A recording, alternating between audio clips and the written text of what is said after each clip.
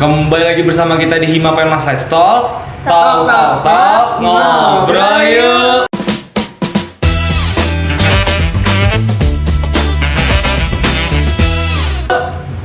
Kali ini kami bersama Bu Izin ya Bu. Terima kasih Haikal. Sebelumnya perkenalkan nama saya Haikal Serata sebagai host di Hima Penmas Podcast. Selanjutnya ada saya Zalia sebagai yang membersamai podcast kita kali ini. Sebelumnya terima kasih kepada Ibu karena sudah menyempatkan diri untuk hadir bersama kita di podcast kali ini. Sama-sama. Langsung ya Ibu, mungkin karena sebelum kita ke sejarahnya mungkin ya Bu, kalau mendengar kata pendidikan masyarakat itu Bu, apa yang Ibu pikirkan? Oke, terima kasih Bapak, terima kasih Haikal. Luar biasa pertanyaannya ya, menusuk sekali. Bagi Ibu ya, ketika mendengar kata pendidikan masyarakat, tentunya ada beberapa dimensi yang akan keluar dari pikiran Ibu. Dimensi yang pertama tentunya adalah secara humanis, bahwa kalau mendengar kata pendidikan masyarakat itu ya terlintas dalam pikiran Ibu itu adalah sebuah kesempatan bagaimana masyarakat kita bisa belajar, bagaimana mereka yang tidak sekolah bisa belajar, karena belajar bukan hanya bangku sekolah, tetapi belajar dimanapun mereka berada. Itulah secara humanis. Jadi sebuah kesempatan yang tidak pernah berhenti, lifelong learning, lifelong education. Itu yang pertama. Kalau di sisi dimensi kontekstual teman-teman, yang terbayang oleh Ibu itu adalah pendidikan masyarakat, sebuah pemberdayaan. Bagaimana memberdayakan individu-individu yang tadinya tidak mau menjadi mau, yang tadinya tidak bisa menjadi bisa, yang tadinya tidak terampil menjadi terampil. Itu bukan sebuah pemberdayaan. Itulah bagi Ibu yang namanya pendidikan masyarakat, dimensi kontekstual merupakan program pemberdayaan atau sebuah cara memberdayakan masyarakat, gitu ya. Nah, kalau di sisi filosofis tentunya kita sudah sangat kental dengan pendidikan sepanjang hayat. Lifelong learning, lifelong education. Bahwa pendidikan itu sejak dalam kandungan sampai ke liang lahat. Ya, pendidikan dari sejak anak-anak usia dini sampai usia nenek. Artinya tidak pernah berhenti. Ya, itulah yang kita maksud dengan filosofisnya pendidikan masyarakat, yaitu pendidikan sepanjang hayat, yang itu merupakan sebuah prinsip ya yang diperoleh kita dari bagaimana kiprahnya para pendiri pendidikan masyarakat dunia seperti Paulo Freire, gitu ya. Itu merupakan sosok dari pendidikan masyarakat yang Ibu bisa sampaikan ke teman-teman. Dan sebagai dimensi yang terkini barangkali teman-teman, dimensi yang terkini itu pendidikan masyarakat sebuah visioner yang terlintas di mata kita itu bagaimana sih masa depan, gitu ya. Karena pendidikan masyarakat itu akan terus bergulir sesuai zaman. Setiap ada masa, ada orangnya. Setiap ada orang, ada masanya. Pendidikan masyarakat saat kemarin dengan saat sekarang dan saat besok itu terus akan bergerak menjadi pemberdaya masyarakat di masanya. Ya, taruhlah sekarang contoh kita dengan kondisi di era kekinian, tentunya kita akan menjemput peluang membangun keterampilan baru dan menjadikan masyarakat kita itu lebih siap menghadapi era digital kan, dengan era tantangan globalnya. Insya Allah dengan kata pendidikan masyarakat kita berpeluang untuk tampil sebagai change agent dimanapun kita berada. Amin. Itu saja. Amin. Bagaimana? Iya, kejawab Bu.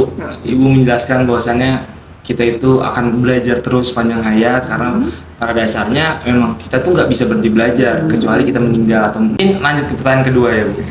Sebelum ke pertanyaan kedua, Ibu ingatkan teman-teman ya bahwa ingat dengan Albert Einstein ya ketika quotes-nya, hidup ini pendidikan masyarakat harus seperti kita sedang mengendarai sebuah sepeda. Ketika kita berhenti mengayuh sepeda, berhentilah, gitu ya. Oleh karena itu jangan berhenti, terus bergerak sehingga pendidikan masyarakat ada di mana-mana untuk memberdayakan masyarakat. Gitu ya, untuk teman-teman. Oke, terima kasih. Mungkin sebelum bahas jurusan atau prospek kerja di pendidikan masyarakat, kita bisa melihat sebentar ke sejarah pendidikan masyarakat di universitas kita mungkin ya Bu. Oh begitu ya, walaupun Ibu sebagai pendatang ya, tapi Ibu belajar dari berbagai macam sejarah atau kisah sukses dari prodi kita ya. Jadi dulu itu namanya pendidikan masyarakat prodi kita itu di Unsika sebelum negeri ya. Sebelum negeri itu namanya jurusannya pendidikan luar sekolah ya. Pendidikan luar sekolah, kalau dulu itu istilahnya pendidikan luar sekolah yang di dalamnya itu ada jalur pendidikan non formal dan pendidikan informal gitu ya. Nah, sejarah untuk prodi kita teman-teman itu memperoleh sebuah tantangan yang tidak kecil, tetapi kita mengambil tempat pada saat itu dengan menjadikan pendidikan luar sekolah itu sebagai mitra-mitra bagi CSR yang ada di Karawang. Jadi kita melakukan sebuah program-program pelatihan, gitu ya, program-program pemberdayaan, program-program fasilitasi atau pendampingan bagi masyarakat dan komunitas yang sifatnya baik itu kelembagaan maupun ke pemerintah daerahan ya. Apakah itu pelatihan tentang posyandu, kemudian ibu-ibu PKK bagaimana memberikan sebuah asupan gizi pada anak-anaknya, yang dimana anak usia dini itu kan masa-masa golden age, yaitu masa-masa bagaimana kita merangsang stimulasi fisik atau non fisik, perkembangan atau pertumbuhan. Itu sangat penting di poin itu. Kenapa? Itu karena merupakan sosok generasi muda, generasi emas kita ke depan. Jadi kalau pada saat itu Penmas tidak ambil bagian, tentunya akan menghasilkan generasi-generasi yang tidak berkualitas kan. Usia 6 tahun usia golden age, di mana 90% itu terjadi penguatan sinap otak anak yang sangat bermanfaat untuk anak di masa depan. Anak-anak berkarakter, anak-anak punya kepedulian, anak-anak berdaya saing, itu muncul pada saat di usia dini yang ada di tengah-tengah pengasuhan orang tua. Kalau kita tidak memberikan edukasi kepada orang tuanya, apa yang terjadi generasi ke depan?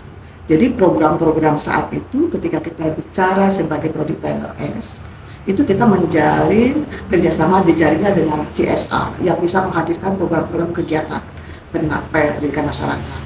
Kemudian berkembang, waktu itu ada kebutuhan dari tingkat kementerian ya. Tingkat kementerian, Direktorat Litmas, itu kita diminta, PLS kita itu diminta untuk mendidik para tutor PAUD maupun PKBM, teman-teman, sebanyak 30 orang. Tahun 2017 ya, 2017 sebanyak 30 orang beasiswa dari kementerian dididik di prodi PLS kita. Dan itu sekarang sudah sukses. Tahun 2022 mereka diwisuda dan sekarang mereka menjadi para penyelenggara pendidikan masyarakat yang sukses di Karawang. Seperti ada Cek Carmi dengan sekolah PAUD-nya, ada Pak Madun dengan SKB percontohannya gitu ya, ada Pak Heru dengan PKB Pasoriyanya yang merintis kerjasama tingkat dunia dengan Jepang gitu ya. Ini Ibu gambarkan. Ini spektrum kita layanan pendidikan masyarakat yang juga terjadi pada saat itu sejak kita berdiri gitu ya. Jadi ini merupakan sebuah kunci sukses pendidikan masyarakat itu yang hadir di era kapanpun. Ketika kita sudah merdeka saja, kita sudah bisa memberikan sebuah hasil yang membanggakan untuk negeri kita ya. Kita bisa mengubah kondisi literasi atau buta huruf kalau gitu ya. Buta huruf saat itu dari 95% yang buta huruf sekarang bisa diubah kembali ke 5% saja yang masih buta huruf. Itu artinya peran prodi Penmas itu tidak pernah berhenti. Seperti yang tadi Einstein katakan, kita itu hidup seperti mengendarai sepeda. Kita harus terus bergerak menantang zaman karena kita dimanapun menjadi change agent. Agent of change. Perubahan. Gitu ya. Jadi semangat dong. Semangat, Bu. Masuk pendidikan masyarakat itu bukan sebuah kebetulan, tetapi sebuah pilihan teman-teman. Ya. Jujur saya salah satu orang yang awal itu saya belum tahu apa-apa nih terkait Penmas, Bu. Cuman setelah terjun di Penmas, ternyata Penmas itu tuh seluas itu. Dan jujur saya tuh senang banget, Bu, masuk Penmas. Kenapa? Karena saya pernah jadi tutor, Bu, di suatu PKBM. Oh iya? Ya. Udah nyambung dong. Awal juga pernah? Saya kebetulan kemarin SMM bukan tutor, Iya. tapi mengikuti kegiatannya Kegiatannya juga. sama aja. Oh, luar biasa. Seneng kan? Seneng banget Bu, dan saya jujur ngerasa fun banget ketika ngajar, karena saya sendiri tuh ngeliat Bu pada saat ngajar kita tuh happy banget. Dan saya seneng banget Bu, makanya saya implementasikan ke anak-anak PKBM di sana. Oke. Saya berusaha untuk ngajar kayak Ibu gimana supaya anak-anak PKBM di sana tuh fun juga. Makanya wah, terima kasih banyak Bu. Oke, Kal. Jadi apa sih kunci kita? Yang namanya pendidik itu kan kita akan memberikan sebuah kondisi AHA. Kondisi AHA itu ketika anak merasa bahagia sekali karena apa? Yang tersentuhnya rasa. Sehingga kan Ibu sering sekali memberikan ilustrasi bahwa yang namanya pendidikan masyarakat itu cara mendidiknya itu tidak hanya satu sisi, tidak hanya kognitif saja. Kita kenal dengan pilar ya, pilar UNESCO, masih ingat kan? Ya, learning to know, learning to know dulu, tahu dulu, learning to know. Untuk learning to know itu kan harus literate, harus bisa baca kan? Betul. Bagaimana cara kita membuka mereka untuk bisa baca? Jadi learning to know dulu, learning to know itu baru permukaan. Setelah itu akan ada learning to do. Kita akan melakukan sebuah ilmu itu dengan melakukan. Jadi kenapa tidak transfer of knowledge? Pola kita cara memberikan sebuah pendidikan kepada masyarakat, tetapi kita menggunakan pola tadi. Tidak hanya knowing saja, kita harus lanjutkan learning to do. Kita melakukan sehingga akan ada sebuah olah rasa di sini. Olahraga, olah rasa, olah hati gitu kan ya. Nah, kalau hanya sekedar transfer of knowledge, mengajar, itu terjadi sebuah pola komunikasi satu arah. Itu yang akan kita ubah. Pendidikan masyarakat itu menggunakan pendekatan andragogi. Seluruh rasa harus main. Ya, jadi learning to know udah tahu pokoknya tentang apa itu koperasi. Harus kita lakukan dengan cara bagaimana mendidik mereka supaya learning to do, melakukan bagaimana membuat koperasi gitu ya.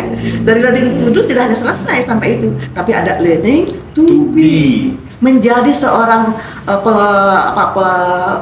pengurus koperasi, menjadi seorang penggerak koperasi itu harus bagaimana? Harus saya terpesoiro dan seterusnya, bangun karakter. Dan setelah itu baru kita akan merasakan learning to life together.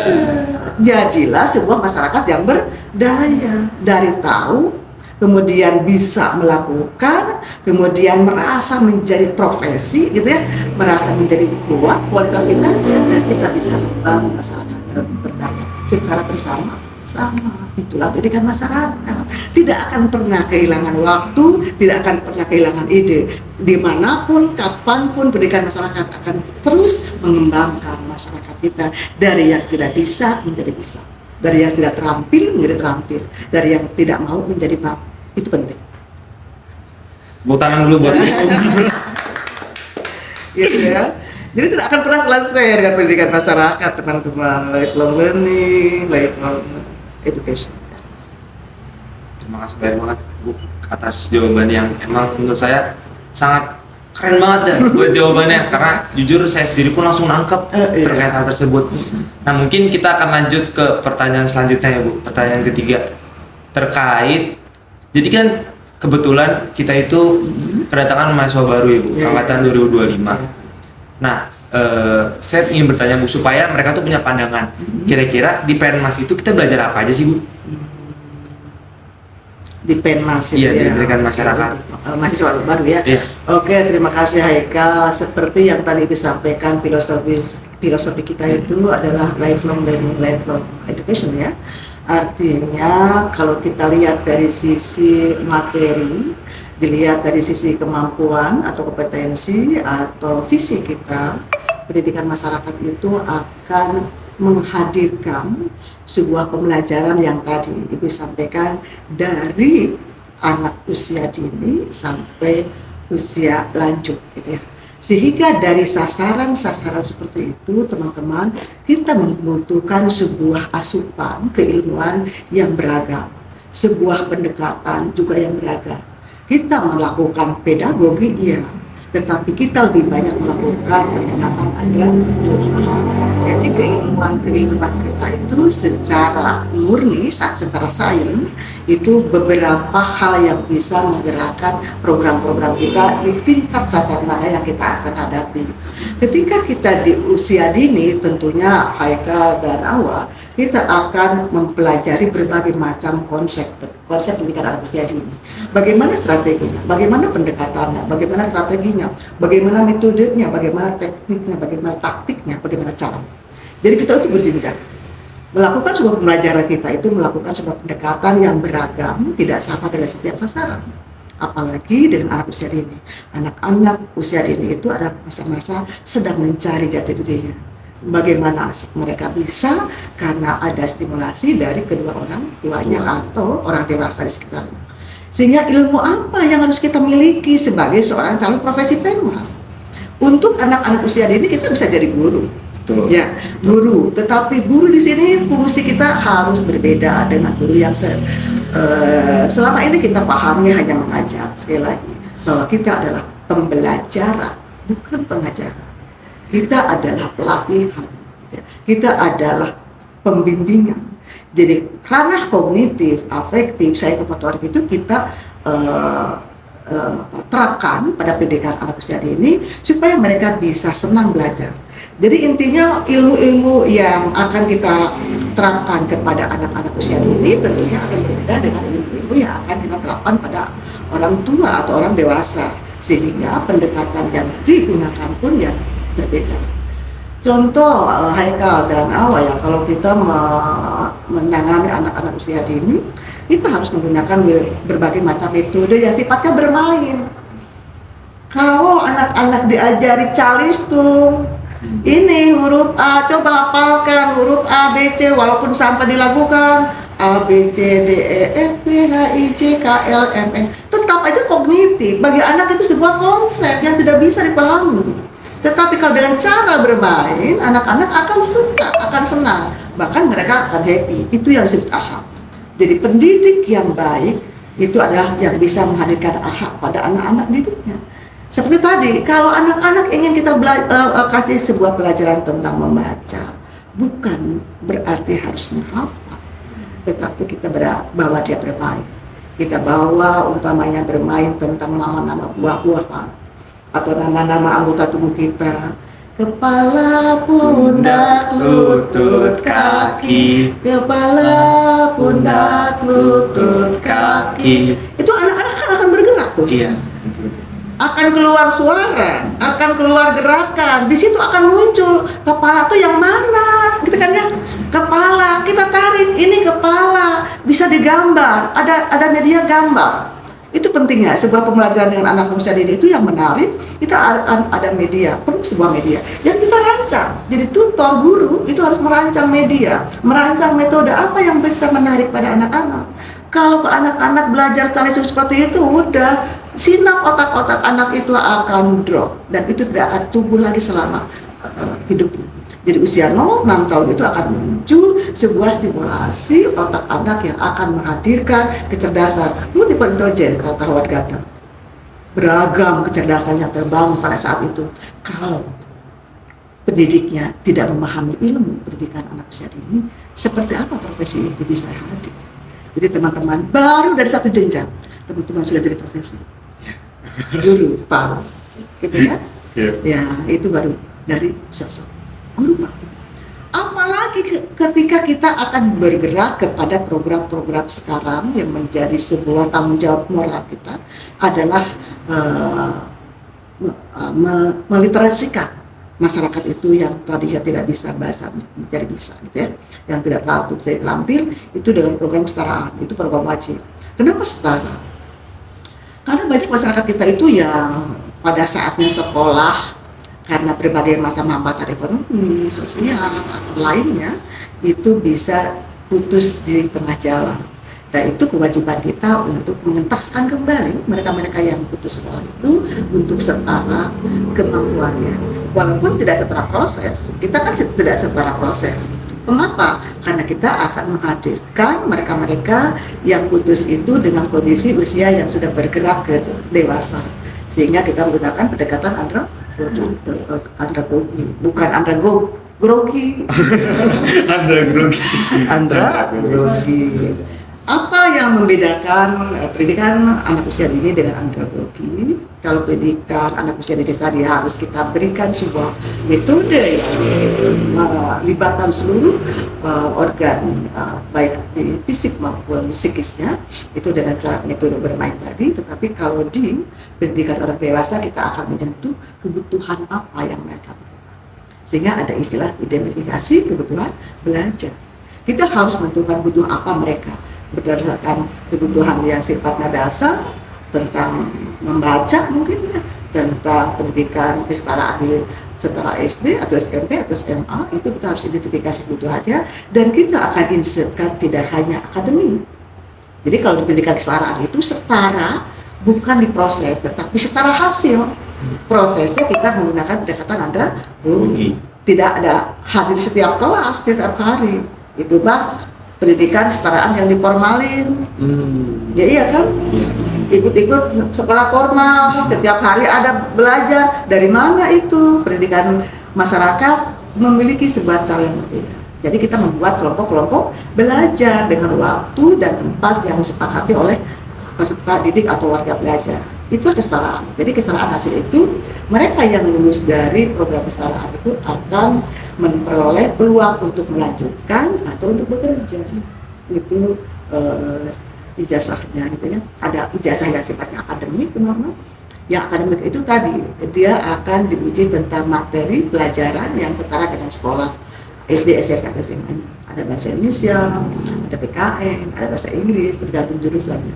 Tetapi kalau yang paling penting di pendidikan masyarakat itu, kesetaraan itu, lulusannya itu kita akan berikan sebuah keterampilan yang sifatnya life skill, dan itu memiliki sertifikat, sehingga mereka itu ketika selesai atau lulus bisa melanjutkan dengan kesetaraan akademik tadi dan bisa bekerja dengan sertifikat kecakapan hidup. Seperti itu. Berarti banyak banget yang bakal kita Ya, ilmunya kita beragam. Itu baru dari dua sisi ya. Belum nanti ke keterampilan yang kalau kita lihat rumpun keterampilan itu sampai ada 99 rumpun keterampilan. Keterampilan menjahit, keterampilan hadir, keterampilan beragam, akuntansi dan sebagainya.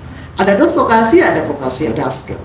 Itu juga memerlukan keilmuan. Jadi kita akan menjadi para profesi sebagai guru ya, atau sebagai pelatih ya, atau sebagai instruktur, atau sebagai konselor, atau sebagai fasilitator. Kita bisa bermain di setiap sasaran tanpa terbatas ruang dan waktu. Kapanpun belajar kita itu, teman-teman jangan berpikir ada jadwal seperti sekolah jam 8 sampai jam 4, jangan hanya, karena kita akan berhadapan dengan kebutuhan mereka yang beragam. Jadi kita siap 24 jam loh. 24 jam on. Seperti itu ya. Alhamdulillah yang Ibu rasakan, Ibu mengalami profesi yang tadi Ibu sebutkan sampai hari ini, dan sekarang sebagai dampak dari profesi yang Ibu alami di usia akhir ini sebelum pensiun, akhirnya Ibu selalu menjadi narasumber dari kementerian ya. Kementerian Pendidikan, juri juga itu dari ilmu pendidikan masyarakat. Jadi teman-teman, kalau Ibu bisa bandingkan contoh kasus ya, angkatan Ibu di pendidikan masyarakat itu 80 orang. Hampir 70% kami ada di eselon 3. Sukses dari jabatan karir kami. Itu Ibu juga terakhir itu jadi kepala bidang pemberdayaan masyarakat ya, kepala bidang sumber daya masyarakat di tingkat regional. Wow, Gitu ya. Jadi teman-teman di mana pun kita bisa masuk. Jadi penyuluh oke. Jadi pelatih siap. Dan kita jadi pelatih nasional daring maupun luring. Itu untuk pendidikan PAUD ya, pendidikan kesetaraan bagi siapapun yang menjabat dalam penyelenggaraan pendidikan luar sekolah untuk pendidikan masyarakat. Seperti itu. keren banget. Berapa dong ilmunya bisa dihitung? Nggak kebayang ya. Ada ilmu terapan, ada ilmu murni, psikologi, sosiologi gitu ya, berbagai macam. Jadi teman-teman siap dengan ilmu itu dan bisa membarukan. Kenapa? Yang kita layani masyarakat luas. Dari anak-anak, dari keluarga, itu kan kita jalurnya ada dua, ada jalur pendidikan informal, ada jalur pendidikan non formal. Jadi jalur pendidikan informal itu yang ada di keluarga ya. Tetapi keluarga itu kan raw inputnya ada orang tua. Orang tua itu kalau tidak teredukasi, mana bisa dia melakukan sebuah proses pengasuhan yang baik kan? Sehingga perlu ada sebuah proses non formal yang mengantarainya adalah sebuah parenting gitu ya. Sehingga dengan parenting itu atau pendidikan pranikah itu mereka akan memiliki keilmuan bagaimana membangun keluarga, bagaimana mengasuh anak-anaknya, sehingga ketika masuk ke dalam keluarga dia sudah memiliki ilmu dari pendidikan non formal dan dia akan menggerakkan pendidikan informal. Bukan berarti kita masuk ke keluarga, tetapi kita masuk pada raw input. Siapa yang akan ada di keluarga itu? Kita akan didik calon ayah, kita akan didik calon ibu, kita akan didik ibu muda, kita akan didik ayah muda. Kalau tidak menggunakan pengasuhan yang positif, pengasuhan yang baik, berapa anak yang akan terpisahkan sinar otak anak yang itu dibutuhkan seumur hidupnya hanya terjadi di usia 6 tahun dan 90% itu terjadi akan loss generasi kalau orang tuanya tidak teredukasi. Dari pendidikan non formal menghasilkan kondisi pendidikan informal. Apalagi bicara tentang pendidikan non formalnya banyak sekali, tergantung bakat dan minat dari para masyarakat ya. Ada yang berbakat umpamanya main ke atas gunung, mendaki gunung gitu ya, itu kan hobi ya. Nah yang hobi-hobi itu kan kita bisa jadikan sebuah program-program belajar tentang bagaimana menjadi para pendaki gunung yang profesional kan. Itu kan terbentuk kelompok belajar atau dari minat atau dari bakat, itu bisa terjadi kan. Jadi kelompok belajar kita itu akan sangat beragam, tidak pernah berhenti. Setiap zaman pasti akan ada tuntutan lain. Sekarang coba contohkan dengan lahirnya para YouTuber. Bukan sasaran era digital kini, itu pendidikan masyarakat. Jadi jangan disebut dengan literasi, bukan literasi buta huruf saja. Sekarang literasi digital, tidak pernah akan selesai manusia ini dengan program program literasi, apalagi literasi dasar.